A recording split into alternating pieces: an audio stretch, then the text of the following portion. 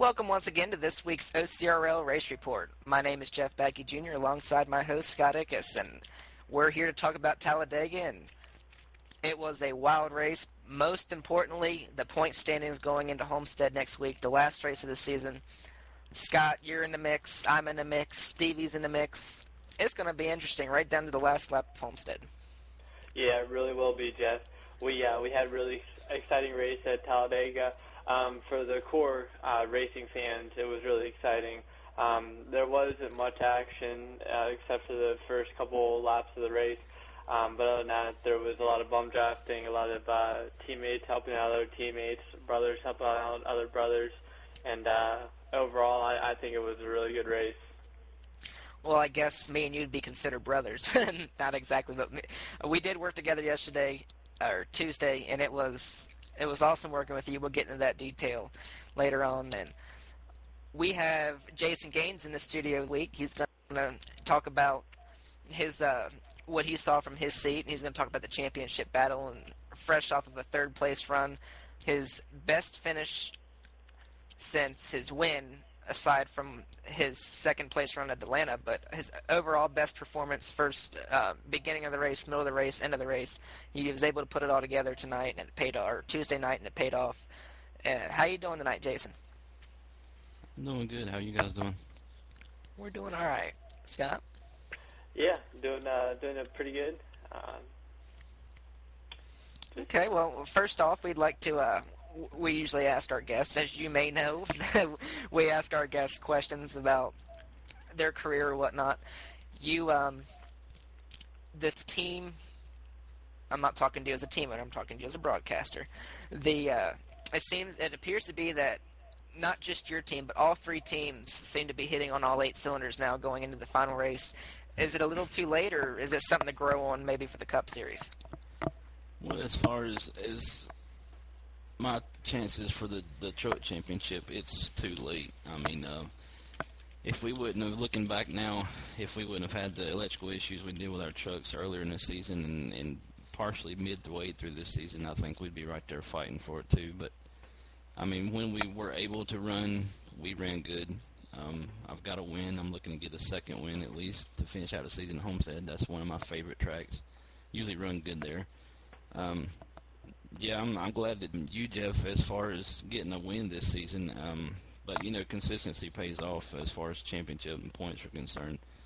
I'm glad to see you guys up there leading it right now going into the final race. And I think, you know, help from all three of us in our stables are going to probably pull you up through there and get that championship for you yet again. And Jesus he might not be one of the more consistent drivers in the league, but he's definitely fast at every track he goes to, and you know, he's got to win. So I'm glad to see everybody at least getting a win this season.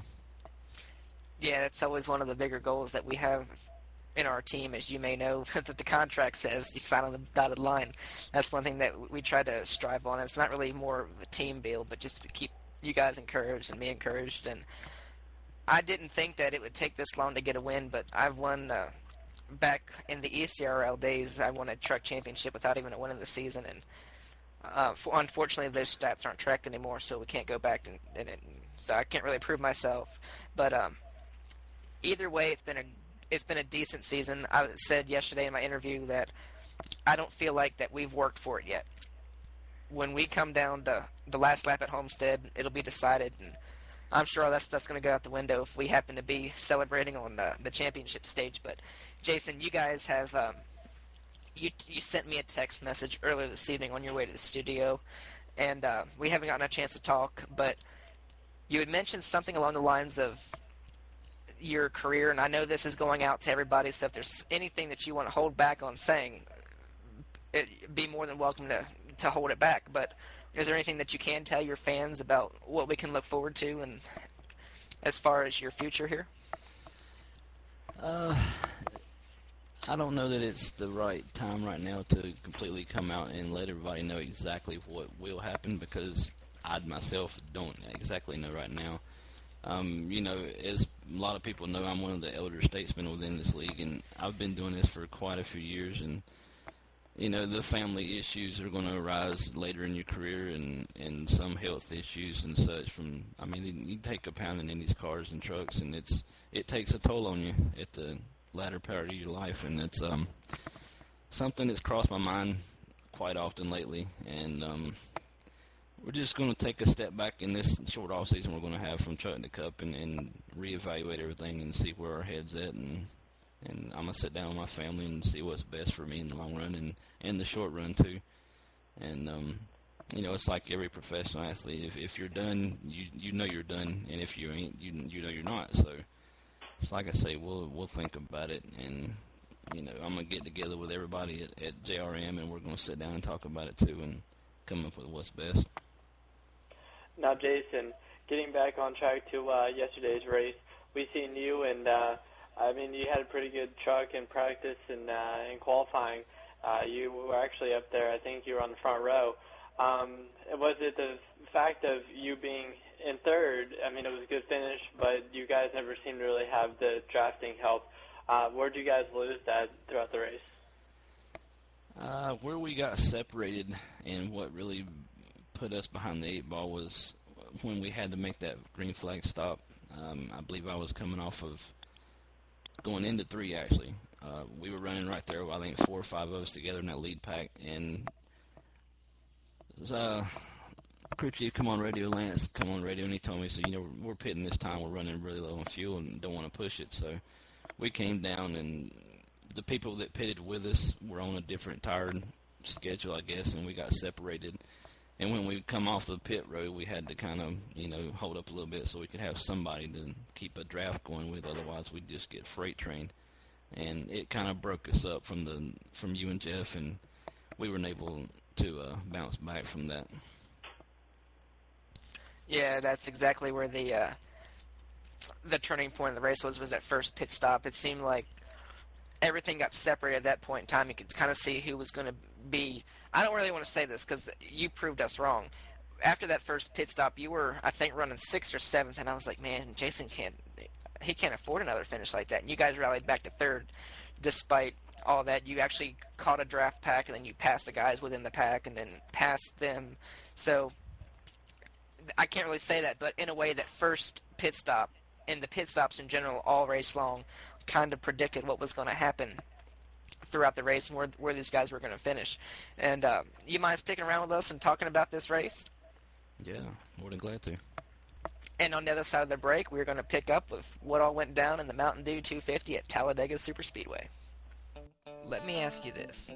What is it that I like the most about this league? I like that feeling in the pit of your stomach on race day, destined for greatness. I like the sound of 50,000 fans cheering at the top of their lungs because the 88 took the lead. I like hearing those 4 famous words. Gentlemen, start your engines. I like that fine line between checkers and wreckers. Going from green flag to checkered flag, knowing you raced the best and won. I just like that I'm a part of this league. This is my. This is your. This is our OCRL.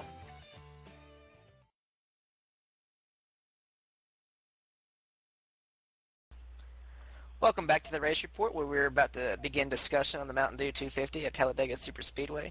And from the first practice session, it seemed like, Scott and Jason, that the 2-car tandems were the way to go. And the second practice, it seemed like that everybody was finding their partners, and 2 cars was the fastest way around the track. We get into the race and decide, I'm talking about the first 30 laps or so, we were all in packs.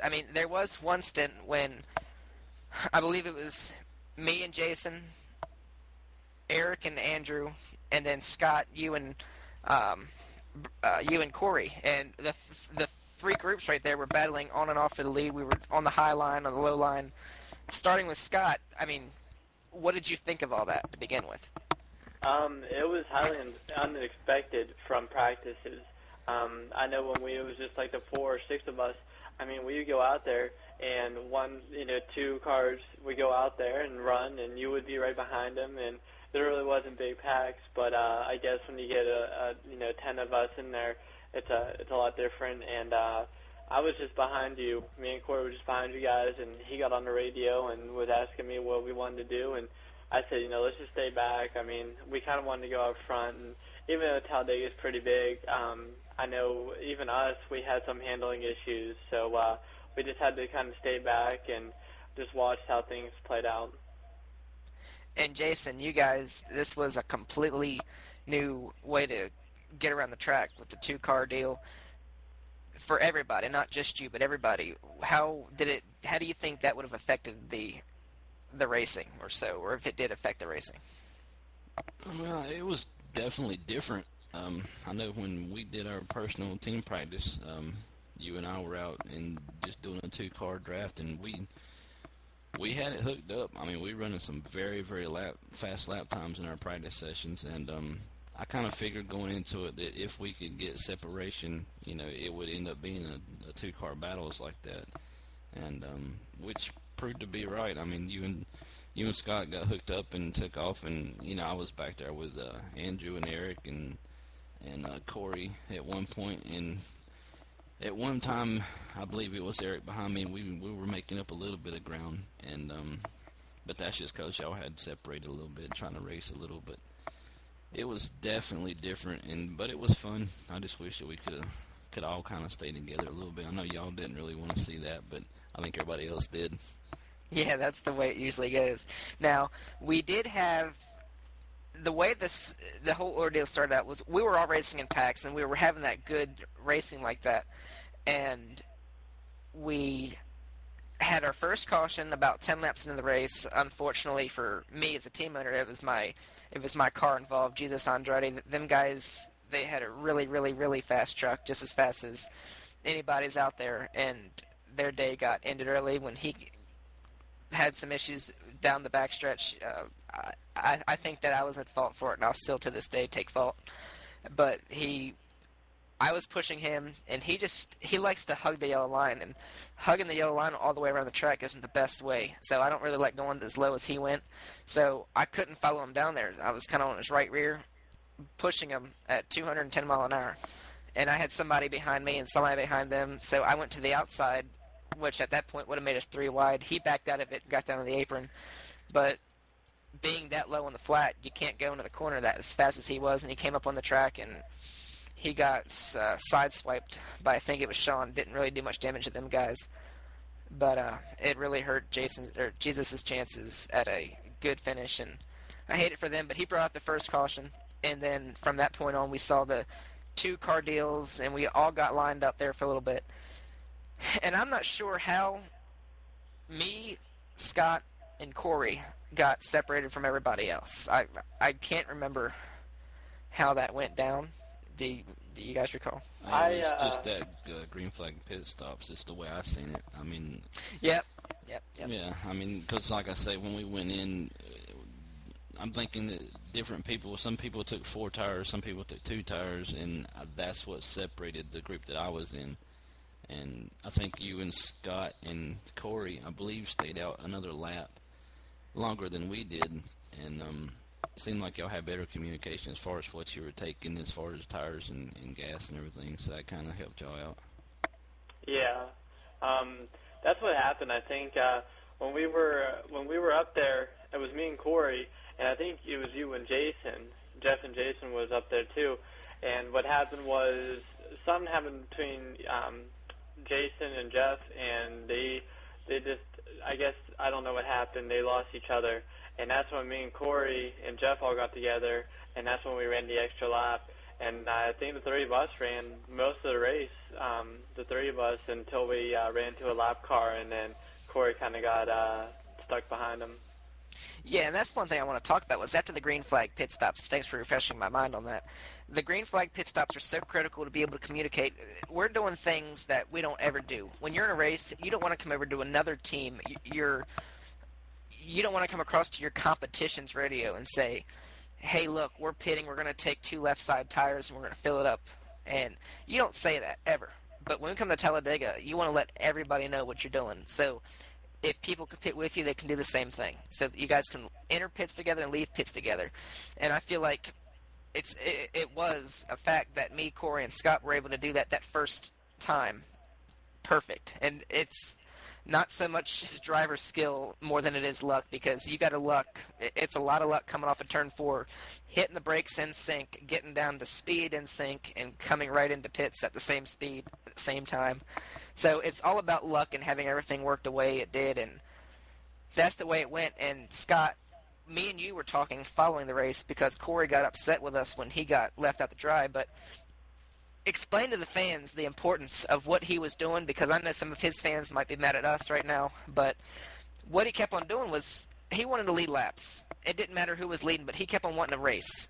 And we had this beautiful lead that we wanted to try to preserve, because I personally didn't think that the 3 cars were going to hold off the 5 or 6 cars that weren't up there yet. So we had all this stuff going on. Corey wanted to race.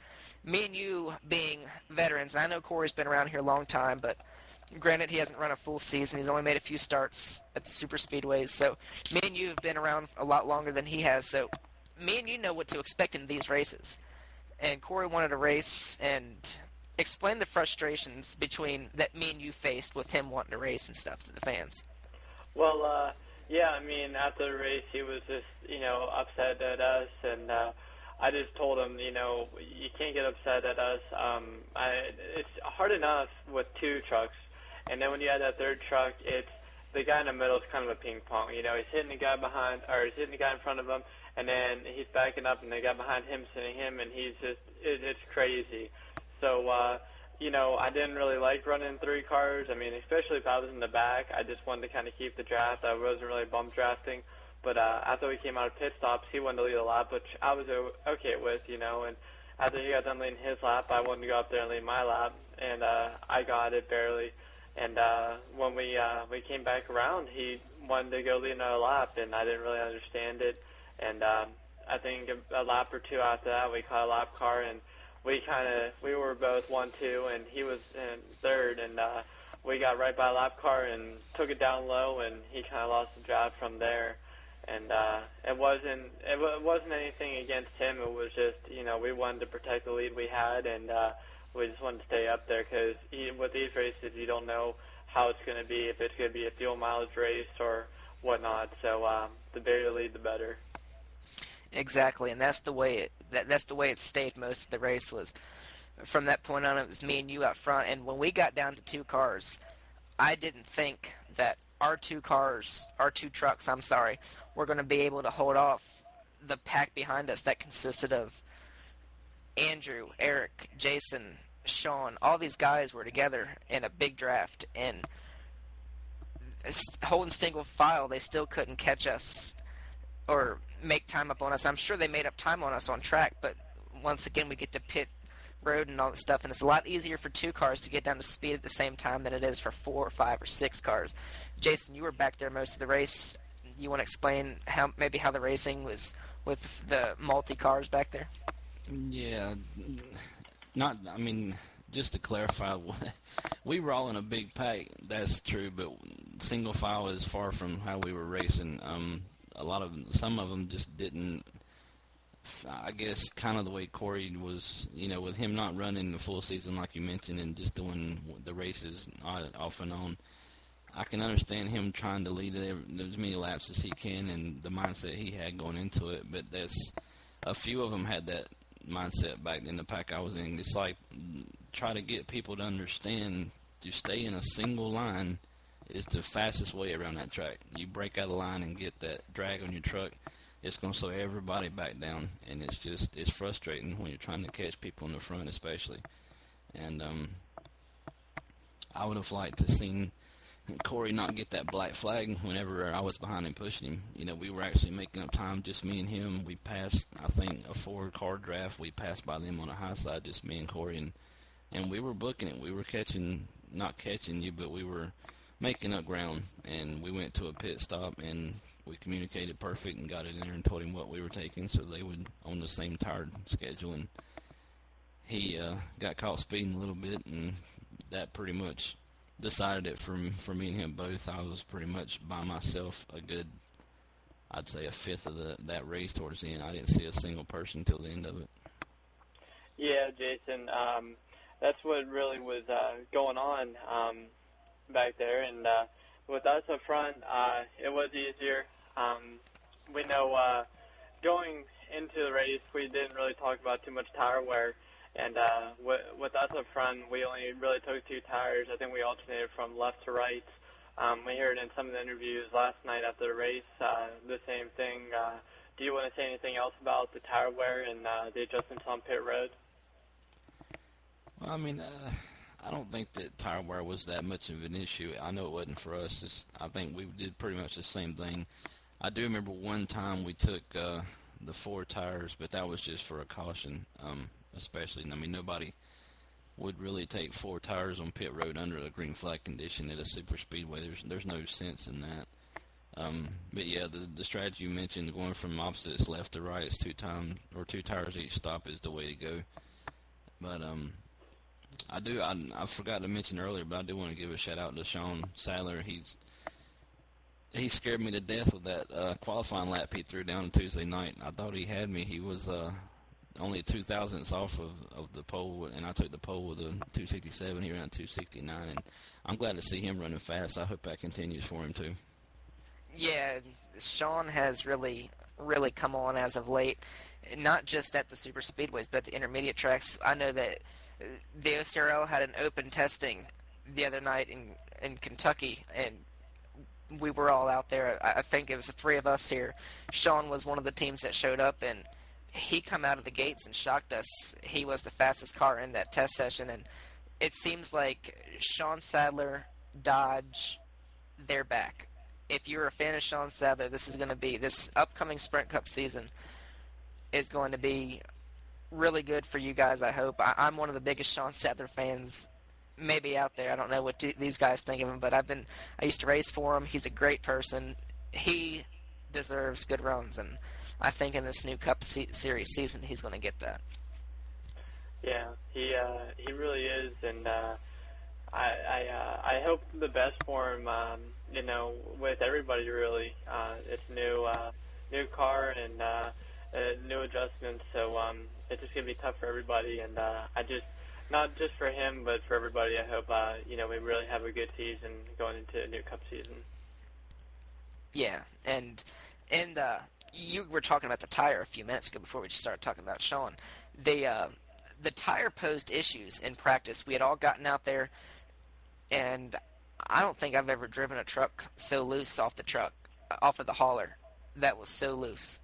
We all of us were in a draft, and you get the warm-up lap. The warm-up lap's nothing. It's cake, and we're all in a 7 or 8 car draft, and we all come off at turn 2, and it was like someone threw down oil. All of our back ends come around. I think a few people may have lost their trucks. This was day 1 of practice, and just talking about how loose the trucks were. Personally, for me, the way that we unloaded our truck was, I think it was probably the worst truck I've ever had to begin with. And Jason, starting with you, what was your truck like when you first unloaded it? I know how it was, but you can probably elaborate better to your fans how it was. Yeah, you know exactly how it was. I wasn't happy with it at all. I was to the point where I didn't want to make an attempt to race. Just because of the fact of the way the championship was going, and I didn't want to be the part of it that just made it all unravel for someone. But we worked on it just like we do every week, and with your help and Jesus and everybody coming on from JRM, we got that lane right and set on the pole, which is one of my mainstays as far as a driver. I like to be a pole getter. That's what I like to do. If I can't win, as long as I can say I got the pole and I was the fastest truck or car for at least 1 lap, that makes me feel better. And we were able to do that. But yeah, I wasn't happy unloading off the truck for sure, but we did what we always do and we got it better. Jason, you were talking about your success with starting up front and getting front row starts. Looking at your stats here, you've got 4 pole starts this season, and 2 of them back-to-back at Las Vegas and Talladega. Surely it seems as though you guys haven't been right away, but you guys have been getting the thing better and better and better, and making sure qualifying is number one, and starting up front and where you start is probably one of the most important things. So congratulations on that. You probably lock up. I know you'll lock up most polls this season and get that contingency award at the awards banquet. And Goodyear, your truck when you guys unloaded, I think you guys were pretty good. I mean, you may have been behind, but I know that it took our guys a little bit longer to get up to speed. I think you may have been in the same boat as were everybody else. Yeah, the tire wear on the first couple practices we had there, it just, I don't know what was going on with the rear end of the truck, but when people pushed us, we never had any grip in it, and we made a couple wedge adjustments and a couple track bar adjustments and stuff like that, but we really never got it exactly where I wanted it. We got it really close in the race trim, and I was really happy with it. And the first pit stop, we made a couple right rear tire adjustments. We went down on it a couple times, tried to get a little tighter. But overall, I mean, the tires they brought to the track this week were good. I mean, they're normally always good. But it just seemed like this week it was just a little too loose. And definitely at Talladega, you normally don't see too many, rear end. I can't read it. You sent me a name in the middle of this. I was talking about the rear end of the truck, I think. Normally you don't see too many handling problems at Talladega because it's such a big track, but we seem to have that. And going towards the end of the race, it was a clean race overall, not too many wrecks, and like I said in the beginning of this, for the hardcore fans, it was a good race because not too many cautions. But if you normally like wrecks and a lot of action, you didn't get too much of it this week. Yeah, we had that last final pit stop, and for the second consecutive Talladega race, and this goes back to last season's Cup race there, it was a fuel mileage race. You don't ever hear fuel mileage at Talladega because of cautions and whatnot, but we didn't have any caution. We only had one caution for 3 laps, and that was with Jesus, like I'd mentioned before. And we had gotten off of pit road, you and I, with about 5 to go. My crew chief called me into pit. We communicated together. We got down at the same time, and this right here is where we cut off the radios because this is strategy. This is pit strategy. Me and you had lapped the entire field up to this point, so it was between you and I and who was going to win. And being that me and you were both there in the title hunt, we were both hungry for the win. I haven't gotten my first win. You were searching for your third of the season. I came out of pit road ahead of you, and you want to take it to the end here? Yeah, going down to that last pit stop, like you said, we really weren't talking to each other at that point. It was just race strategy and talking to our crew chiefs. And if anybody knows me and the OCRL and my past history with fuel mileage races, they never go out too well. And we know that we're in a title hunt right now, so we went down there, and I think you guys took 1 can of fuel, and we took 1.5. And we hadn't taken right side tires for, I think, the 2 green flag pit stops we went in before that. So I knew I wanted to get right side tires on it. And we came out, and you were already, entering turn 1, I think, and we were just getting out of the pit. So that wasn't very good. And I'd been pretty tired being in front of you. You knew pushing me. So I went on the apron and spun out, and it wasn't all that good, but I kept it going. 10 under, 10 to go or less. We don't have any caution, so I just had to keep it going and make sure I got the second place finish. But I'm glad to see you get your first win, and how excited are you? You broke that winless streak. If you haven't listened to the interview from last night, just elaborate a little bit more on how excited you were. Yeah, it was a lot to take in. I think I was thinking it was a good points night. I really didn't get on the radio and scream and shout like I usually would. I was just thinking that was a good points night. I couldn't believe that I had won it that way because it had worked out to a T. You go into these races thinking, I want to get out front and stay out front, and I don't want no dramatic endings. And for it to play out to the T the way it did, couldn't have been better for us. And it's awesome to be able to take home that trophy and set it into the shop and have all the guys who work on these trucks week in and week out just absorb that win in all week long. And it's great to do this going into the last race of the season. We're in the points lead and going into this, and we're contending for the championship. So it's great to have that momentum and seeing, and all these guys knowing, hey, this is what we can get. And it would be awesome to have the Truck Series championship sitting there going into the off season in the Sprint Cup Series, because it does so much for the guys working at the shop to look up while they're working and see what they've worked so hard to do. So seeing the payoff right there in front of you does a lot mentally for a team, and I think we really needed that win. I don't think that I needed it statistically, but overall as a team we needed it. Feel like we were struggling, and it seems like everything's hitting all together now, so it played out pretty good. But I do got to thank everybody. I got a little bit of heat after the interview with my crew chief. I didn't thank him and his good adjustments all week long. So to Steve Letarte, thank you so much for the good work you did. Y'all did good. So any last words you want to say to anybody you want to thank that were on the truck this week? Yeah, Realtree has been a long sponsor for Junior Motorsports. They're represented on all of our trucks, all of our I guess you'd call it deck lids. They're represented on all of our trucks, all the way around. They're on our shops, on all of our letterheads in the shop. They're a part of JRM. So to be able to go out and get wins for them is awesome. We won the championship with them last year at Homestead. Unfortunately, they won't be on next week in Homestead. So, but I was glad to be able to go out with a win and be able to thank those guys for all that they've done, and being that this is our last truck season for a little bit, they're not going to have any sort of representation in the truck series, but once we get going again, I'm sure they'll be back with us as well as all of our other sponsors. And I'd love to continue going on talking about me and my team, but on the other side of the break, Scott, you're going to hit us up with some news in the OCRL.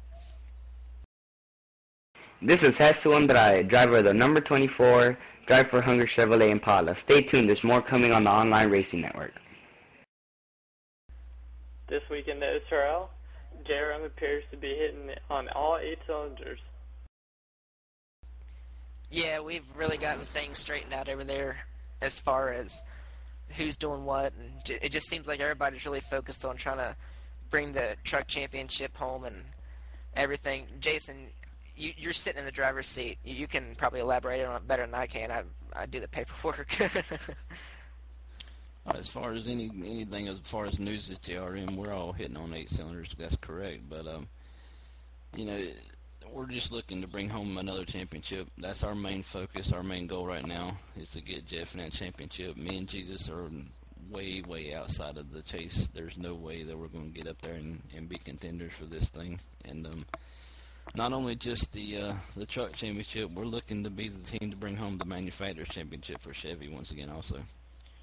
Yeah, I think that's a really big rivalry that's gone unnoticed. Ford is looking for their first championship, manufacturers championship. That is, Scott, you and your team have done a really good job this season carrying that on, carrying the flag for Ford. And right now you guys are in the lead, but if we go out, if Chevy goes out and wins the Ford 200, and then we win the championship too, that's the tiebreaker, then Chevy gets it again, then I'm not counting you out. You are one to pull crazy cards at Homestead, or any track for that matter, to get yourself in position to win races, and I don't see this track being any different, championship on the line or not. So I would not be surprised at all if I walk out of Homestead empty-handed, and I wouldn't be disappointed at the least.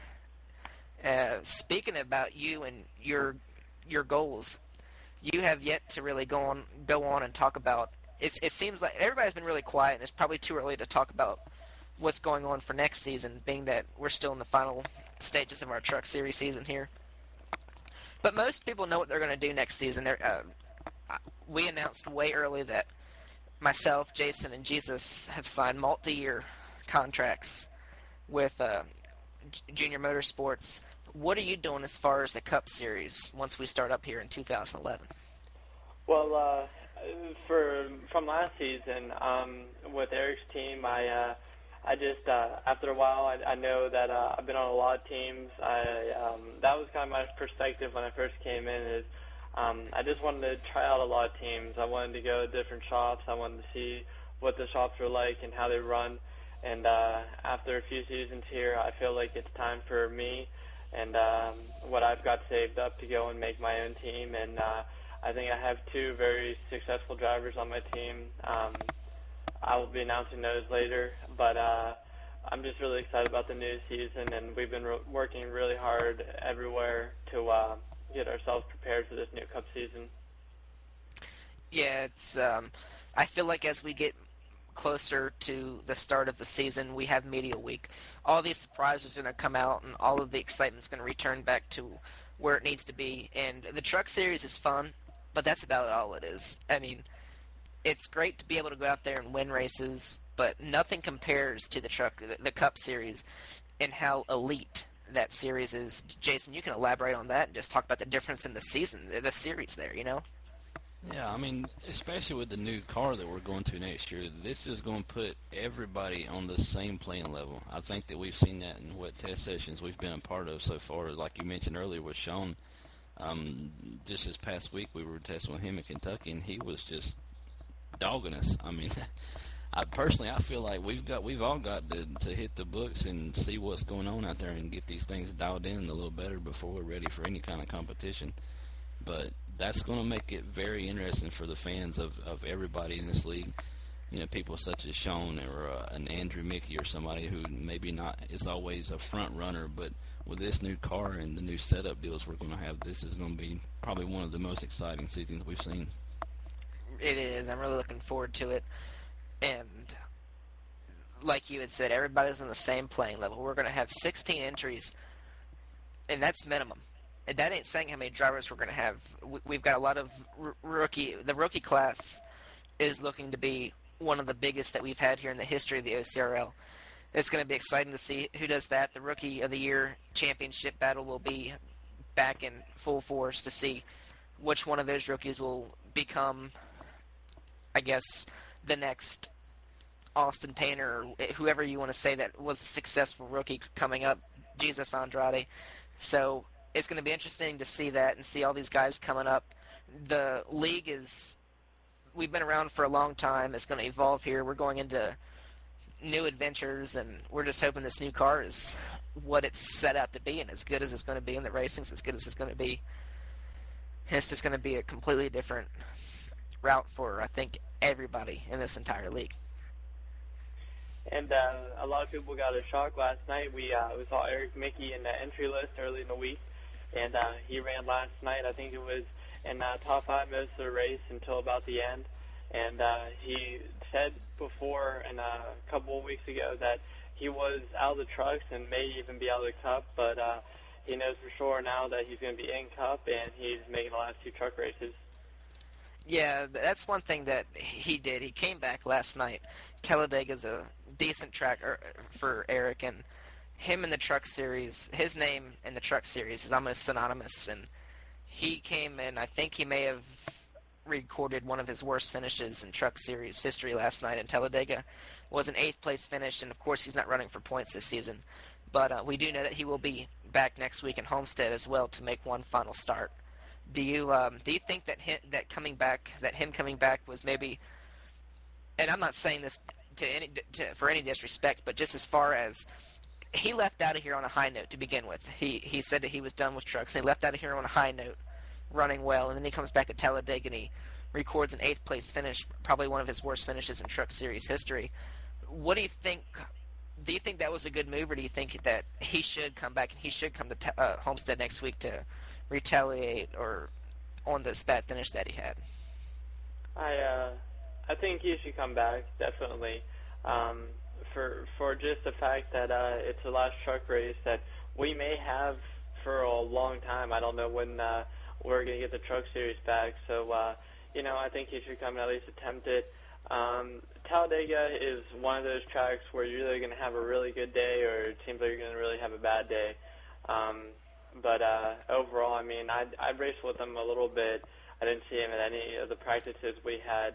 I don't know, Jason, you were, I don't know if you were around him or not. How was he last night? Yeah, he was, for the most part, he was decent. He pushed me quite a bit, and we seemed to hook up and run fairly well, bumper to bumper Tuesday night. But as far as him coming back, I've kind of got an idea of what he's doing. I believe, correct me if I'm wrong here, Jeff, but you and him are tied for the most wins all time in the Truck Series, and that might be the driving force that's bringing him back more than anything for next week's race at Homestead. And but I mean, a lot of people know that me and him have never really seen eye to eye. But I can give him nothing but utmost respect as a driver. I mean, he knows how to drive a car, a truck, a bicycle. I wouldn't put it past him to win a tricycle race against me. I mean, he's just that good. And, it's just going to raise everybody's, it's going to make you get up on the wheel when he's in the lineup. And that's what I love about him. When I see his name and Jeff and Scott's and all these guys in the OCRL, I love racing here because I know I've got to be at my best to win. Exactly. I saw his name on the entry list, and the first thing that came to mind, and this is going to sound stupid, but I don't know why, but whenever I race around him, I feel like I need to impress him. I don't know why. I've been here longer than he has. I have a little bit more seniority over him, but I just feel like I have to impress him. And it may be because we had a couple of seasons ago, we had run-ins, and I wrecked him accidentally a few times, and I guess I'm trying to gain back that respect. So I try to go out there and impress him. And you had mentioned that he's back for his win record, and we did talk last night after the race. He came over to me, nudged me in the arm. He said, I'm coming back next week. He said, I'm not settling this out until after Homestead. He wants that win record. I want the win record. And right now it's tied. It'd be cool if it stayed tied, but the only way I'd want it otherwise is if I'm in front of him. So that's going to be interesting for there's so much going on next week in Homestead. We've got the championship battle. We've got 3 cars. The lineups are it's me, Jeff, and wow, me, Jeff. Wow. Who are you now? Okay. The lineup for the championship, there's 3 guys in contention. 3 guys can take it home next week. Physically take it home. There's no long shots. Everybody is right here. It's myself, Scott, and Stevie. That's all out there. For me, if I want to clinch it, the scenario is second or better, and that's if Scott wins and does not lead the most laps. Of course, he'd get 190 points. That's the win, and then the 5 bonus points for leading that 1 lap at the end. And I can finish second or better with or without leading that lap. If Scott wants to clinch, he needs to lead most laps and wins. And there's nothing that me or anybody else can do about it.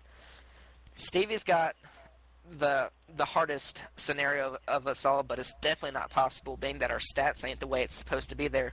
Because statistically, we did the stats last night. Statistically, I've got the upper hand going into Homestead, but I don't feel like that's the case at all because Scott's only been there twice, and he wasn't racing for the championship. Stevie has gotten better and better and better each trip. 6th, 5th, 4th, 3rd. He ain't going to settle for second. He's hungry. He wants his first championship. He's not going down without a fight. I see him and that team bringing their best equipment in that entire Zero Motorsports shop down to Homestead, Miami, Florida. It's his home track. He's going to do what he's got to do to win that. So I'm not counting him out. If he wants to lock it up, he needs to get maximum points. That's the win, leading the lap, leading the most laps, and the highest contender, that's me or Scott, has to finish 4th, assuming that we lead a lap. Or if we don't lead laps, then he's got that cushion to where we can be up to 3rd, as long as he gets maximum points. And that's something that Stevie, I know, can do going down into Talladega. The point standings for going into that final race here is I've got the points lead by 18 points over Scott. Stevie's just 32 back. And then you have Jason, 102 back in 4th.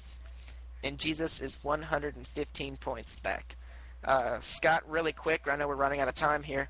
What's your outlook on this points picture going into Homestead? Just run really hard. I mean, no different than any other week, but I think it just puts more pressure on you knowing that you're so close to a championship. that you can't beat yourself. You got to run hard, but no pit road penalties.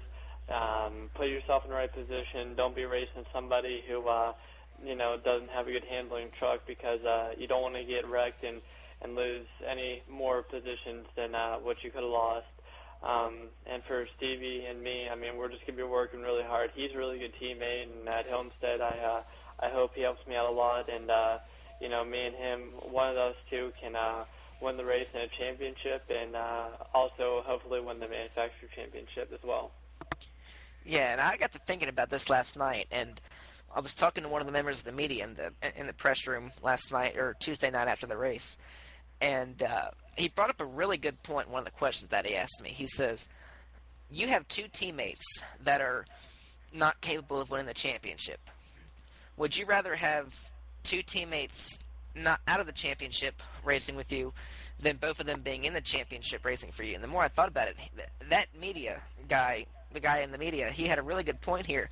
And I'm going to ask you real quick as an analyst, how does that, my teammates can help me, and I mean help me as in they can run up front, they can let me get my laps led early, they can stagger themselves to race you guys a little bit harder than they would race me and let me go maybe, or I let them go, whatever it may be. I've got teammates that they're just in it to win the race.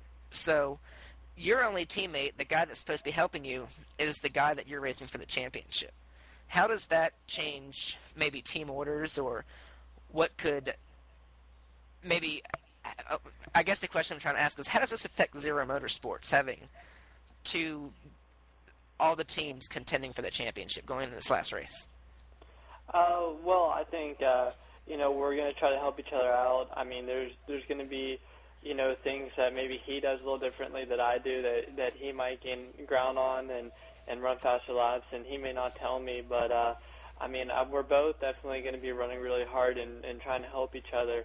I don't think we'll put each other in bad positions. If he's running high and I'm running low, I'm not going to want to race him too hard early in the race. I just want to, if we're running up front and we're going to race side by side, I don't want to do that. I don't want one of us to cut down a tire or get loose and run into each other. So we're gonna run real smooth throughout the race, but real hard, and hopefully be up front the entire race, and hopefully I don't know where you're going to be, but we can't take each other out. One's beating yourself, and two's losing the race for your team in the championship. So it's a fine line that you got to race at. You don't have this in really any other sports. I mean, you have teammates, and you're always going for one thing, but in racing, you're alone out there. I mean, you have teammates, but it's for yourself. So.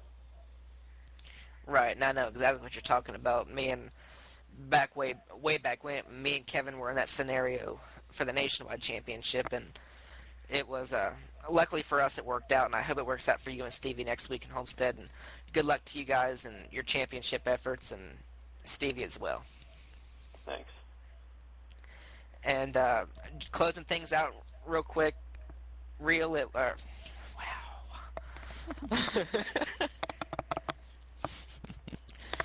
Closing things out, Jason, it was a pleasure to have you back once again in the OCRL studios. It's always a blast having you as a member of our panel here and talking about the race. You always have great input, and you know what you're talking about as far as racing goes. So thank you, and hopefully we will see you at some point next season. We're going to get our thoughts together and then sit down with everybody and talk it out, and we'll see what comes up. All right, well, good luck to you and your team in Homestead and all your efforts moving forward. And on behalf of everyone here at the OCRL studios, we'd like to thank Jason Gaines for being in the studio tonight and everybody who makes this production work week in and week out. I'm Jeff Baki Jr. And I'm Scott Ickes. And we'll see you next week in Homestead for Championship Week.